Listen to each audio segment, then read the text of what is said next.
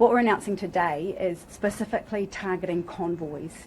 So if there would be an intent to intimidate the public and two or more driving along committing some infringements, that would give police the opportunity then to be able to take those vehicles. Does that include members often go into like a funeral? Tangi. In situations where we have large-scale convoys that are disrupting people going about their daily lives, this is an opportunity for police to use this as a way of taking those vehicles and restoring law and order. To be clear, would they be able to stop convoys on their way to a tangi? What they are able to do and what they do now is they take note of all the vehicles and they're able to go and seize those vehicles after the time if it's not physically possible to do it at the time. Trapping people on the way to a funeral?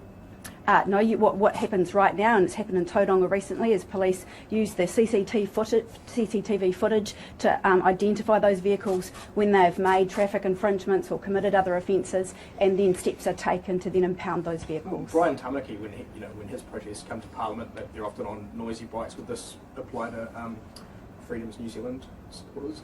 It is designed for when there are large-scale convoys going through public roads and they are disrupting people's daily lives and people going about their daily business. So would it apply to farmers too when they do the protests? On large-scale convoys, if they're stopping people going about their daily lives, if police want to use that legislation, that's for police to be able to take a prosecution.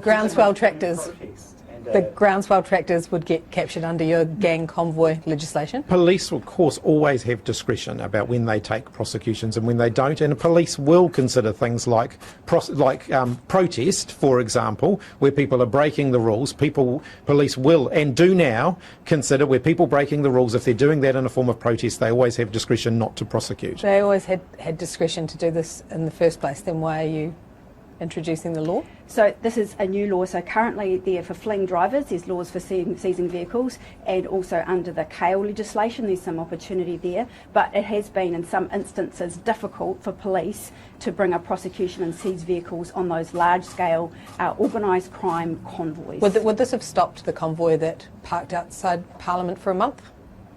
The difficulty always in those sorts of situations is for frontline safety and making sure police officers can do that work while maintaining law and order and keeping their own safety paramount. What happens in most situations is those seizures or that work takes place after the event is finished. Could I just get you to answer the question, would it have stopped the convoy parked up at Parliament for a month? It's really difficult to say how that would have worked because they're parked. This is for in situations where you're seeing... Well, they convoyed there first, right? It would be difficult to apply that in that situation, and I'm not prepared to understand how that might have applied in those circumstances. 300 officers, will they? So let me get this right. If you're going to a tangi and you're convoying, because that's usually what happens when you go drive to the cemetery and see your loved ones off, or you're going to a protest where often convoys happen, you are likely to have your car be impounded at a later state if they feel inclined to. If they want to, it's up to them. They don't have to, but it's up to them, the police. And basically this new legislation is what covers their ass to be able to later on down the track contact you and say, we saw that your car was at this place and it was a convoy and we didn't like it, so we're impounding it. Are you really okay with this, New Zealand?